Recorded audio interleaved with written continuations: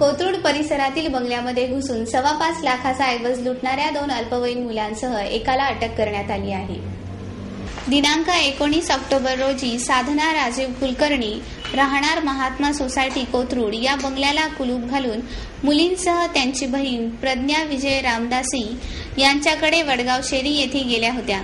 त्यामुळे सकाळी 8:30 ते रात्री 8:30 वाजण्याच्या दरम्यान कुलकर्णी यांचा बंगला बंद होता.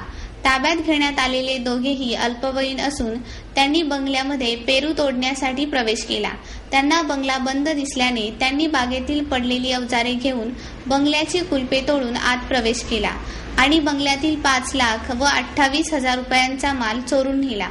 अल्पवयीन मुलांनी चोरलेला माल ज्ञानेश्वर शेखू शिंदे राहणार कोथरूड यांच्या घरात ठेवला व त्यासाठी त्याला 500 रुपये देण्याचे कबूलही केले.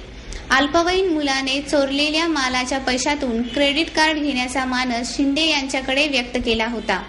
ताब्यात घेण्यात आलेल्या अल्पवयीन मुलांपैकी एका युवकाने पूर्वी कोथरूड परिसरातील पानटपरी फोडली होती. आरोपी शिंदेकडून 5,28,000 रुपयांचा माल हस्तगत करण्यात आला आहे. कुलकर्णी यांचे पती पुण्यातील एका खासगी कंपनीत वरिष्ठ पदावर कामाला असून 19 तारखेला ते कामानिमित्त जर्मनी येथे गेले होते.